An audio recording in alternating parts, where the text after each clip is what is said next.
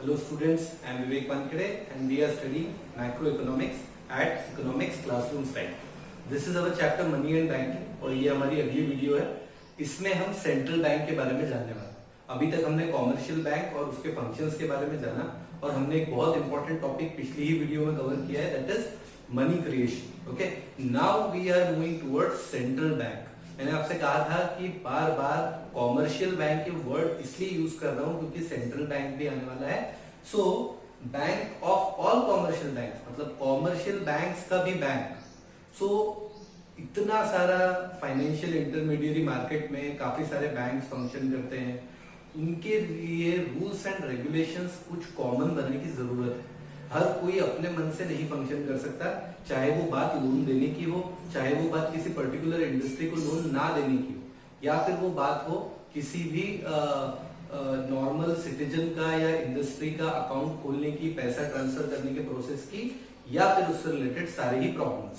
सो इन सभी प्रॉब्लम्स के लिए जो एक कॉमन एंटिटी रूल्स बनाती है, रेगुलेशंस बनाती है और इन सभी चीजों पे कंट्रोल रखती है, that is central bank. Okay, इसको अलग अलग कंट्रीज में अलग अलग नाम से जाना जाता है. हमारे इंडिया में ये है RBI, that is reserve bank of India. So now let us see what is central bank.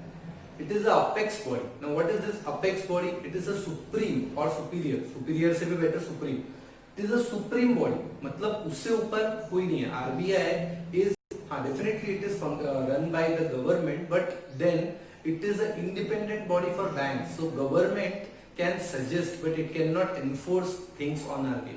Okay, RBI has its own space, its own freedom to work with. So it is the apex body that controls, operates, regulates and directs.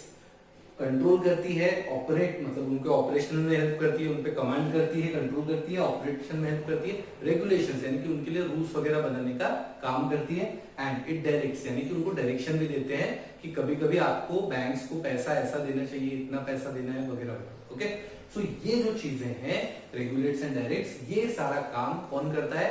Central bank. Entire banking and monetary structure of the country किसको control करता है? Control, operate, regulate, direct. किसको? Entire banking and monetary structure of the country. पूरी country के banking और monetary structure को control, operate, regulate, direct, control, operate, regulate, direct, याद हो जाएगा. करने का काम कौन करता है? Central bank. इंडिया में सेंट्रल बैंक को, जो हमारी सेंट्रल बैंक है, that is reserve bank of India. जैसे बैंक ऑफ इंग्लैंड ये यूके में बोला जाता है, और फेडरल रिजर्व सिस्टम ये यूएसए में कहा जाता है. तो अमेरिका में इस नाम से, यूके में इस नाम से जाना जाता है. हमारे यहाँ पे रिजर्व बैंक ऑफ इंडिया तो स्टैब्लिश्ड ऑन 1 अप्रैल 1935. अब आप देखो 1 अप्रैल 1935 को ये स्टैब्लिश हुआ, और हमारा जो फाइनेंशियल ईयर है वो भी 1 अप्रैल से ही स्टार्ट होता है. और ऐसा कभी वन मार्क में यदि क्वेश्चन आए तो जो एक्ट था रिजर्व बैंक ऑफ इंडिया का एक्ट, वो वाला एक्ट 1934 में पास हुआ था. तो 1934 में पास होने के बाद ये इनैक्ट हुआ, स्टैब्लिश हुआ 1 अप्रैल 1935. ओके, तो ये याद रखने के लिए थोड़ा सा, this is reserve bank of India and this is central bank of India. अब हम आ जाते हैं इस चीज पे कि इस बैंक के फंक्शंस क्या है, यानी कि ये बैंक करता क्या है, क्यों रिजर्व बैंक रखा. ऑलरेडी कॉमर्शियल बैंक इतने सारे थे, तो फिर ये रिजर्व बैंक की क्या जरूरत है? तो सबसे बड़ी बात तो आपको यहाँ पे बता दी है कि ये सारे सिस्टम को कंट्रोल करने के लिए, रेगुलेट करने के लिए कोई तो बॉडी चाहिए थी.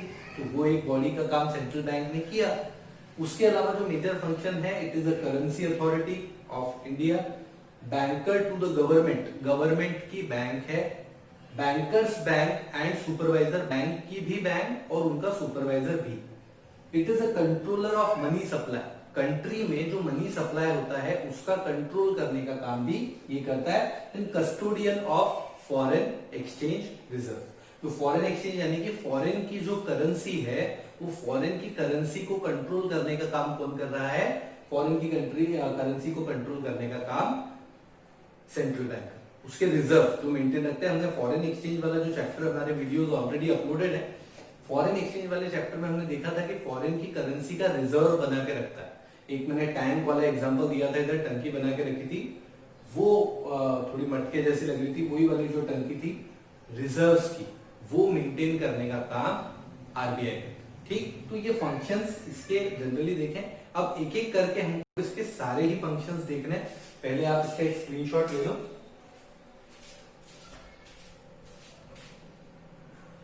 कि वीडियो चल रहा है।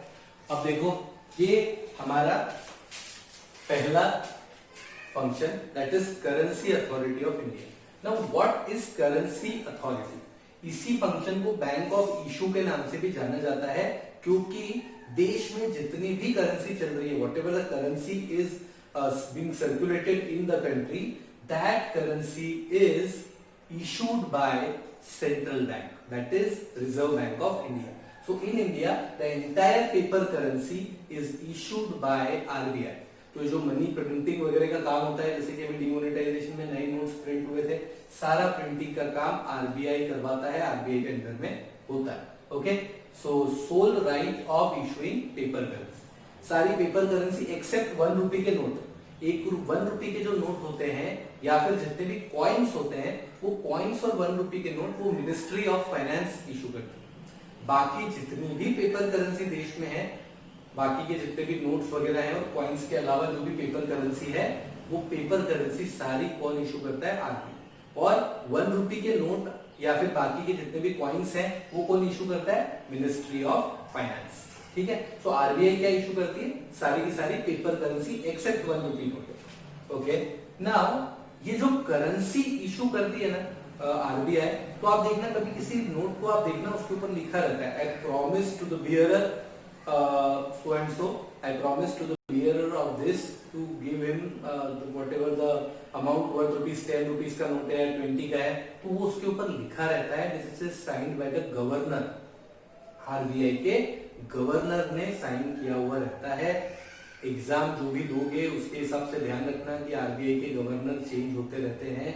जो आपको यूजुअली याद रहते हैं रघुराम राजन, जिनका नाम आप सुनते हो, तो वो हमेशा नहीं होते, अभी वो नहीं है।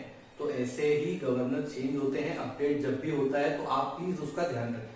ठीक है, कोई एक नाम याद रख लिया तो वो ऐसा नहीं कि बचपन से लेके पूरा बुढ़ापे तक वही बंदा रहता, ऐसा नहीं है, बदलता रहता है। ठीक है, तो उनका एक टेन्योर होता है and after that tenure new governor is recruited. So वो जो आरबीआई है, वो जितनी भी करेंसी इशू करता है, वो करेंसी इशू करने के लिए या प्रिंट करने के लिए उनको उस करेंसी का बैकअप एक एसेट के फॉर्म में रखना होता है, either in the form of gold और in the form of foreign securities और in the form of government securities. Government securities, foreign securities मतलब कि वो फॉरेन या गवर्नमेंट के कुछ राइटअप्स, पेपर्स जिनकी बदौलत उनको उतनी अमाउंट का कुछ एसेट मिल जाएगा, या फिर गोल्ड, तो उसके फॉर्म में उनको बैकअप रखना पड़ता है। क्यों रखना पड़ता है बैकअप? बैकिंग इसलिए रखनी पड़ती है एसेट्स की कि फॉर एग्जांपल यदि मेरे पास एक से 2000 रुपीज का नोट है और मुझे उस 2000 रुपीज के बदले में कोई भी सामान देने को तैयार नहीं है, I am going from shop to shop, I am going from person to person, nobody is giving me anything of that 2000 rupees note. Now I can carry that note because it is a promissory note, वहां पे sign है governor के, it is legalized by the government. So वो लेके मैं RBI के पास जाऊंगा या गवर्नमेंट के पास जाऊंगा कि भाई I need value of this 2000 rupees, nobody is giving me anything, so give me something जिसके बदले में मुझे कुछ मिल सके, then they will either give you the gold or whatever। ऐसी सिचुएशन आती नहीं है because money is accepted everywhere. लेकिन जब ऐसा बंद हो जाएगा तब आखिरी में कौन उसके लिए आंसरेबल है? आखिरी में आंसरेबल आरबीआई। सो आरबीआई को जितनी भी करेंसी इशू करनी है उसका बैकिंग अप एसेट्स के फॉर्म में रखना ही पड़ता है। At the and they will be answerable कि भाई आपने इतना सर्कुलेट तो कर दिया पैसा, एसेट तो है, कोई मांगने आ गए तो कैसे देंगे। सो एसेट्स के फॉर्म में वो बैकिंग अप रखना पड़ता है। इसके कुछ एडवांटेजेस हैं, जैसे इस वाले पर्टिकुलर मेजर के जो कॉमन थे वो मैंने हटा दिए थे, बाकी के कुछ दे दिए जो यूनिक वाले हैं। ऐसे इट इन्फ्लुएंस मनी सप्लाई। देखो जितना नोट इशू करेगा तो घर में रखने के लिए तो कर नहीं रहा आरबीआई वाला, वो तो सर्कुलेट करने के लिए कर रहा है। तो जब सर्कुलेशन बढ़ेगा तो मार्केट में सप्लाई बढ़ जाएगा, मनी सप्लाई। ये टॉपिक हमने मनी में पढ़ा है, M1, M2, M3 वो जो देखा था ना हमने। सो मनी सप्लाई का प्रिंटिंग से डायरेक्ट कनेक्शन, जितना ज्यादा पैसा आरबीआई सर्कुलेट करेगा मनी सप्लाई बढ़ जाएगा। Then supervision and control by the government. ये क्या होता है? जब एक ही जगह से सारी करेंसी इशू हो रही है ना, तो उसका सुपरविजन और कंट्रोल करना इजी हो जाता है। जैसे कि अलग अलग जगह अलग अलग लोग बिठा रखे हैं करेंसी को प्रिंट करने के लिए, तो that will create a problem for the government कि भाई हम इसको कंट्रोल कैसे, या हम इसको सुपरवाइज कैसे करें, अलग अलग लोग अलग अलग जगह काम पे कर रहे हैं। तो ये सुपरविजन और कंट्रोल जो है वो एक ही जगह पे इजीली हो सके, गवर्नमेंट एक ही जगह से ध्यान रख सके, इसके लिए एक सिंगल अथॉरिटी है which issues the entire currency. Then stabilization यानी कि जस्ट इन केस यदि मार्केट में इन्फ्लेशन बढ़ रहा है तो that supply has to be controlled. If deflation is there, people are not able to buy, recession की सिचुएशन है, लोग नहीं खरीदना चाह रहे तो उनको पैसा देना पड़ेगा, तब सप्लाई बढ़ाना पड़ेगा। तो ये जो इकोनॉमी में बहुत ज्यादा अप्स एंड डाउन्स आते हैं उनको काफी हद तक कंट्रोल करने के लिए, स्टेबिलिटी हासिल करने के लिए ये अथॉरिटी का होना जरूरी है, जिसका कॉन्स्टेंटली इस चीज पे ध्यान रहे कि do they need to print more currency, do they need to control the supply and all. तो ये कुछ 3 मेजर पॉइंट्स मुझे लगे। ये थी आपकी पहली function of central bank. Okay, अब देखते हैं अगला फंक्शन। ये हमारा सेकंड फंक्शन है, बैंकर टू द गवर्नमेंट, यानी कि जो सेंट्रल बैंक है it is a banker of the government, government के लिए बैंक्स का काम करते हैं। सिर्फ बैंक का ही नहीं, not only banker but it is also agent and advisor of the central government and state government. मतलब ये एजेंट बैंकर का रोल भी प्ले करते हैं सेंट्रल गवर्नमेंट के लिए, स्टेट गवर्नमेंट के लिए, एजेंट का रोल भी प्ले करते हैं और एडवाइजर का रोल भी प्ले करते हैं। अब सेंट्रल और स्टेट गवर्नमेंट के लिए क्यों?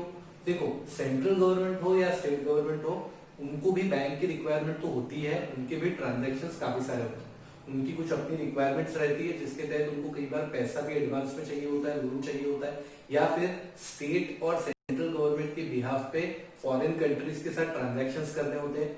एक स्टेट का दूसरे स्टेट के साथ ट्रांजैक्शन करना होता है, सेंट्रल का स्टेट के साथ, स्टेट का सेंट्रल के साथ, इस टाइप से सारे ही ट्रांजैक्शंस में बैंक की जरूरत पड़ती है। So that bank is RBI.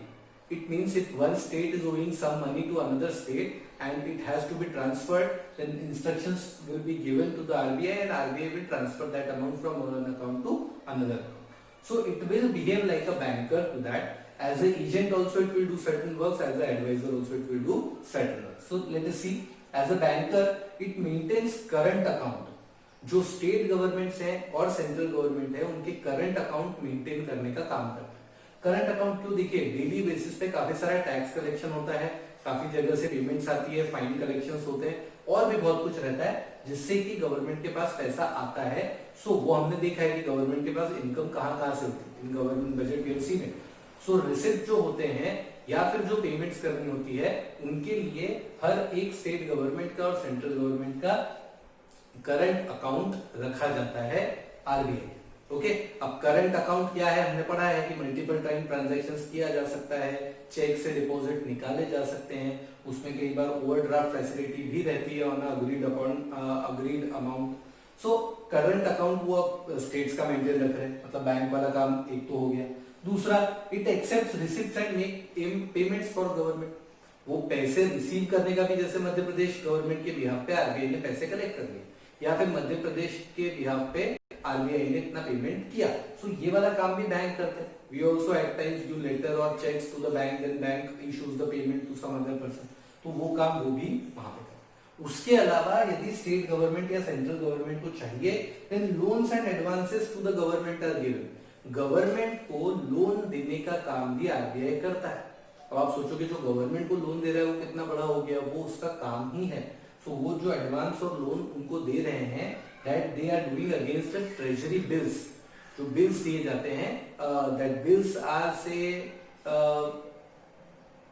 the safest investment, मतलब वो बिल की बहुत वैल्यू होती है। that bills once issued they will be honored when the time comes, तो उसको ऑनर करना गवर्नमेंट का काम रहता है और वो वेस्ट नहीं जाता। सो वो पेपर्स लिख के आरबीआई के पास जमा किए जाते हैं, उसके बदले में आरबीआई बाकी चीजों को ध्यान में रखते हुए कैश करेंसी इशू कर देती है। If fresh currency is needed तो उसके लिए भी आरबीआई को तो एसेट्स रखने पड़ेंगे अपने पास, तो सब कुछ उनका सब जो बैलेंस है वो बना के then they issue the loans and advance. And if it is not feasible then they also say that कि भाई it's not feasible as your bank does. आपका और हमारा बैंक क्या करता है यदि लोन नहीं दे पाए तो मना कर देते हैं, भाई सॉरी नहीं हो पाएगा अभी, we do not have that enough arrangements for it. So ऐसा भी हो सकता है। Then okay, loans and advances. Then as a agent, ये तो एज अ बैंकर ये तीन काम मेन कर लिए हो। एज अ एजेंट वो क्या करते हैं, पब्लिक डेब्ट को मैनेज करने का काम करते हैं। तो जो लोगों ने जो पैसा ले रखा है या दे रखा है उस चीज को जो मैनेज करने का काम, कि एक तो पैसा है जो स्टेट गवर्नमेंट ने आपस में दिया या आरबीआई से दिया, एक होता है पब्लिक के साथ उनका जो भी इन्वॉल्वमेंट है उसका भी अकाउंट का काम ये करते हैं। तो वो जो this here now it's not a direct work, it is something which agent does for somebody else. तो ये एजेंट वाला फंक्शन हो गया यहाँ पे bank. Then advisor, as a advisor क्या, जो भी इकोनॉमिक, फाइनेंशियल या मॉनेटरी मैटर्स हैं किसी स्टेट के या सेंट्रल के या इंटरनेशनल मैटर्स जिसमें कि इंडिया का इन्वॉल्वमेंट है, उस जगह पे उन इकोनॉमिक और फाइनेंशियल या फिर मॉनेटरी मेजर्स के लिए, डेवलपमेंट के लिए आरबीआई की तरफ से एडवाइजेस और सजेशंस टाइम टू टाइम जाते भी रहते हैं। And governments they also seek advice from the RBI.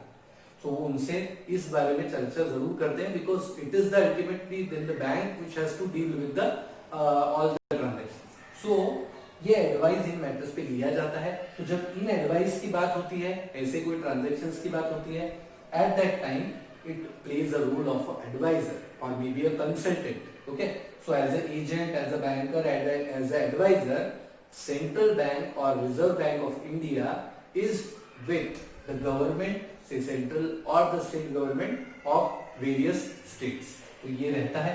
so this is our second function which is banker to the government। अब आप देखो ये जो functions हम पढ़ रहे हैं, जैसे पहला देखा, दूसरा देखा, भी आगे और भी देखेंगे। ये functions में जो points में यहाँ पे लिख रहा हूँ इनको याद रखना बहुत जरूरी है, क्योंकि functions जितने भी मार्क्स के लिए आएगा, यहाँ लिखे हुए पॉइंट्स यदि ऐसे कैसे आपने लिख दिए वहां पे, then you will be getting full marks, no need to worry, because वैसे ही वर्ड लिमिट कम रहती है, कम वर्ड्स में सब लिखना होता है। तो मेन पॉइंट्स आप यहाँ से उठा के सीधे वहां लिख सकते हैं, ठीक है। So these are the points of our second function, banker to the government. Now let us see bankers, bank and supervisor, third function. ये हमारा थर्ड फंक्शन सेंट्रल बैंक का third function it is bankers, bank and supervisor. अब देखो government की bank तो है, साथ ही साथ ये बैंक की भी बैंक है, मतलब जो बैंकर्स है ना, जो कॉमर्शियल बैंक्स है हमारे, उन कॉमर्शियल बैंक्स की भी बैंक है और उन सभी बैंक्स का सुपरवाइजर भी है। सो इसमें देखने की जरूरत है कि एज ए बैंकर बैंक आपसे पूछा जाएगा तब आप क्या लिखोगे, बैंकर सुपरवाइजर पूछा जाएगा तो क्या लिखोगे। इसलिए ये क्लैरिटी से आपको समझना जरूरी है कि भाई ये क्या डिफरेंस है। RBI maintains same relation with commercial banks which commercial banks has with general public। जैसे कॉमर्शियल बैंक जैसे HDFC है, SBI है, इनका जो रिलेशन हम लोगों के साथ है, हमारे लिए ये जिस तरीके से काम करते हैं, वैसे ही RBI या सेंट्रल बैंक कॉमर्शियल बैंक्स के लिए काम करते हैं। मतलब जैसे हमारा अकाउंट कॉमर्शियल बैंक में होता है, वैसे कॉमर्शियल बैंक का अकाउंट RBI में। जैसे हमें लोन देने का काम कॉमर्शियल बैंक करते हैं, वैसे कॉमर्शियल बैंक को लोन देने का काम आरबीआई करता है। जैसे हमारे लिए ट्रांजैक्शंस वगैरह या जो भी कुछ है वो हमको कॉमर्शियल बैंक देता है, वैसे ही कॉमर्शियल बैंक को ये सारी चीजें आरबीआई देता है। ओके, ये चीज। देन एज बैंक, अब देखो बैंक के तहत उनके क्या काम है। As a bank, as a bankers bank, what it does is custodian of cash reserve. ये बड़ा इंपॉर्टेंट है। कस्टोडियन ऑफ कैश रिजर्व मतलब क्या, बैंक के ऊपर एक कमिटमेंट होता है कि वो सीआरआर नाम का एक रिजर्व जो हमने मनी क्रिएशन में देखा था, वो जो सीआरआर है जो हमने मनी क्रिएशन में देखा था, कैश रिजर्व रेशो, वो किसके पास जमा करके रखता है, वो जमा करके रखता है आरबीआई के पास। हमारे पास भी जो एक्सेस में कैश रहता है, हम जो उसको सेव करके रखना चाहते हैं तो हम कॉमर्शियल बैंक में रखते हैं। वैसे commercial bank as a compulsion हर एक प्राइमरी डिपॉजिट का कुछ अमाउंट, जो भी फ्रेश डिपॉजिट है उसका कुछ अमाउंट सीआरआर टाइम्स बैंक के पास रखता है सेंट्रल बैंक। तो custodian of cash reserve.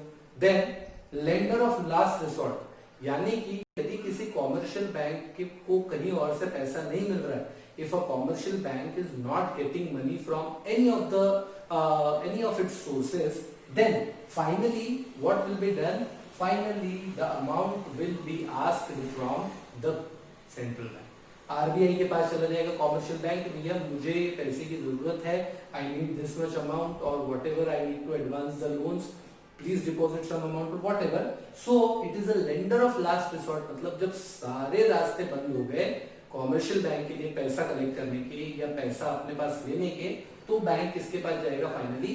RBI के पास। So it is a lender of last resort. आप देखो, हमको भी जब कभी लाइफ में पैसे की या कुछ चीज की लोन वगैरह की रिक्वायरमेंट है, तो we try everything, we try to family, we try with friends, we try everybody, but when we do not get that amount, then we finally go to the bank asking कि भाई loan दे। सो ऐसा ही commercial bank के लिए RBI. Then clearing house function. अब देखो, एक bank है HDFC, एक बैंक है आईसीआईसीआई। आईसीआईसीआई और एचडीएफसी दोनों का अकाउंट है आरबीआई के पास, दोनों का ही रिजर्व भी है आरबीआई के पास। अब इनके आपस में यदि कुछ सेटलमेंट है ना कि एचडीएफसी को आईसीआईसीआई को पे करना है, आईसीआईसीआई को एचडीएफसी को पे करना है, तो वो वाला clearing house function RBI best play कर सकता है, क्योंकि दोनों का ही पैसा उसके पास जमा है। तो उसके अकॉर्डिंग जिसका भी पैसा जिस पे बनता है वो उसके अकाउंट से निकाल के दूसरे के अकाउंट में ट्रांसफर कर सकता है। तो ये एक क्लियरिंग हाउस फंक्शन बहुत इंपॉर्टेंट फंक्शन है बैंक्स का, that whenever there is a settlement between two banks, that settlement is finally made by the RBI. ठीक है, even there are certain issues in दो सेटलमेंट्स की, नहीं वो बोलेगा नहीं मेरा नहीं है, कोई बोलेगा कि मेरा है, तो वो वाले भी जो प्रॉब्लम आएंगे वो क्लियरिंग हाउस फंक्शन में सॉल्व हो जाएंगे। Okay, so this is this clearing house function. Now as, ये तो हो गया देखो एज अ बैंक। अब एज सुपरवाइजर क्या करता है? सेंट्रल बैंक या आरबीआई एज अ सुपरवाइजर क्या काम करता है? As a supervisor it regulates and controls. ये दो पॉइंट देखो, ये शायद क्लियर नहीं दिख रहा, इसको मैं बॉक्स बना देता हूं यहाँ पे। It regulates and control. तो ये एक काम तो ये रेगुलेशन का है और एक काम ये रेगुलेट कैसे करता है? सेंट्रल बैंक कॉमर्शियल बैंक को कैसे रेगुलेट करता है? लाइसेंसिंग के थ्रू, मतलब लाइसेंस इशू करने का काम। भाई आपको बैंक ऐसा नहीं, कल को उठ के कोई भी बैंक खोलता है, there has to be license which has to be approved, it has to be renewed, so licensing का काम। ब्रांच एक्सपेंशन, आप अपने मन से ब्रांच जितनी चाहे उतनी नहीं खोल सकते, थोड़े ही सही, लेकिन रेगुलेशंस होते हैं। आजकल आरबीआई के रेगुलेशंस थोड़े से लीनियंट हो गए, लेकिन रहते हैं। They have to give certain say requirements, maybe paperwork or certain amount has to be deposited for expanding the branches. Then liquidity of assets. अब ये रेगुलेशन में एसेट्स का मतलब ये है कि जो भी एसेट बैंक ने अपने लिए बना के रखे हैं, कहीं वो ऐसे तो नहीं है जिनको पैसे में कन्वर्ट नहीं किया जा सकता, इलिक्विड तो नहीं है, ऐसा तो नहीं कि जिसमें को पैसे में ना कन्वर्ट किया जाए। तो एसेट्स की लिक्विडिटी को मेंटेन रखने का काम भी किसका है? आरबीआई। आरबीआई ध्यान रखता है कि बैंक ऐसे एसेट्स बनाए जिनको लिक्विड किया जा सके, जिनकी लिक्विडिटी हाई हो। ऐसा नहीं है कि भाई लोग पैसे मांगने के लिए खड़े और आपने जो एसेट बनाया उसके बदले में आपको पैसे ही नहीं मिलते, ये चीज। देन मैनेजमेंट, बैंक के जनरल मैनेजमेंट से रिलेटेड की बोर्ड कितने लोगों का होना चाहिए, कैसे प्लानिंग करनी है, क्या करना है। मर्जिंग, अब एक बैंक दूसरे बैंक के साथ मर्ज करना चाहता है तो उसके लिए भी कुछ उनके रेगुलेशंस है। लास्ट इज वाइंडिंग अप, कोई बैंक यदि बंद होना है, यदि किसी बैंक को बंद करना है तो बंद करने के लिए क्या प्रोसीजर है, वो भी रेगुलेशंस में आरबीआई ने बताया। So RBI regulates all this things. ये सारा मैनेजमेंट से लेके तो लिक्विडिटी, ब्रांच एक्सपेंशन, लाइसेंस, ये सब कुछ रेगुलेट करने का काम कौन करता है? आरबीआई। और ये आरबीआई इनके लिए रूल्स वगैरह बना के रखता है, तो रेगुलेशन वाला हो गया। Now last is control. तो कंट्रोल में क्या करता है? ये तो ठीक है कि रेगुलेशन है, लेकिन अब ये सब फॉलो हो रहा है कि नहीं, तो उसके लिए इंस्पेक्शन आरबीआई की तरफ से किसी भी ब्रांच, किसी भी बैंक का इंस्पेक्शन होता है। डेली शाम को एक रिपोर्ट हर एक ब्रांच ऑफिस से उनके सेंट्रल बैंक पे जाती है और फाइनली सारे बैंक्स का एक क्लब रिपोर्ट आरबीआई के पास जाता है, जो वो उनके पास रखते हैं फॉर देयर रिकॉर्ड्स। तो ये इंस्पेक्शन डेली बेसिस पे जो आता है रिपोर्ट, वो तो है। इसके अलावा कभी भी आरबीआई से कोई मेंबर जो है या कोई इंस्पेक्शन के लिए जो ऑफिसर है वो आके ब्रांच को चेक कर सकता है, वेरीफाई कर सकता है। तो इंस्पेक्शन का काम आपने देखा होगा, जब वो डीमोनेटाइजेशन अनाउंस किया था तो प्राइम मिनिस्टर नरेंद्र मोदी ने रात को 8 बजे अनाउंस किया और वो 6 बजे तक सारी रिपोर्ट्स बैंक से कलेक्ट कर चुके थे, ताकि उनको ये स्टेटस पता रहे कि किसके अकाउंट में कितना पैसा अभी तक है। Then they announced. उन्होंने ऐसा नहीं कि सुबह अनाउंस कर दिया तो शाम की रिपोर्ट में तब तक तो सारा एडजस्टमेंट हो जाता काफी सारा। लेकिन उन्होंने वो इंस्पेक्शन की रिपोर्ट पहले मंगा ली, जो कि जाती है एज ए प्रोसीजर, और उसके बाद then they announce that. Okay, this is this. And the last is audit of returns. जो भी रिटर्न्स बैंक फाइल करते हैं, कॉमर्शियल बैंक अपने जो रिटर्न्स फाइल करते हैं, उन रिटर्न्स को ऑडिट करने का काम भी सेंट्रल बैंक है। यानी कि सेंट्रल बैंक की पूरी नजर होती है कि पैसा कहां से आ रहा है और कहां पे जा रहा है। ये as a supervisor, as bankers bank, ये रोल है इनके। जो पूछा जाए वही लिखना जरूरी है। जैसे आपको बैंकर्स बैंक पूछा, आपने ये लिखने के बाद ये लिख दिया तो अलग बात है, लेकिन जो पूछा जाए उसी को पहले लिख रहे। ऐसा नहीं कि पूछा ये वाला है या कंट्रोल कैसे करता है ये पूछा है और आप पहले यहाँ से आंसर शुरू कर रहे, ऐसा नहीं है। इसलिए मैंने ये बिल्कुल अलग अलग करके लिखा है। आप इसका स्क्रीनशॉट ले लेना, ले लो आप राधा रवि। ओके, तो आपने इसका स्क्रीनशॉट ले लेना और इसको देखना कि भाई जो पूछा गया है वही आंसर में लिखा, ठीक है, उसी के नंबर। ऐसा नहीं कि आपसे रेगुलेशन पूछा और आप लिख रहे हो कस्टोडियन ऑफ कैश, तो रिलेट होना चाहिए, ठीक है। तो सुपरवाइजर के रोल में क्या क्या लिखना है, बैंकर्स के रोल में क्या लिखना है, ये आपका थर्ड फंक्शन था, बैंकर्स बैंक एंड सुपरवाइजर का। इसके बाद फोर्थ और फिफ्थ फंक्शन हम नेक्स्ट वीडियो में देखेंगे, क्योंकि वो थोड़ा सा डिटेल्ड है, तो उसको हम अगले वीडियो में देखेंगे। ओके, अभी तक थैंक यू, और बुक रीडिंग करते रहना, ठीक है। पैरेलली इसके साथ साथ एक बार बुक रीड जरूर करना और अपने नोट्स बना लेना, ताकि बार बार ये चैप्टर ना पढ़ना। Okay, thank you.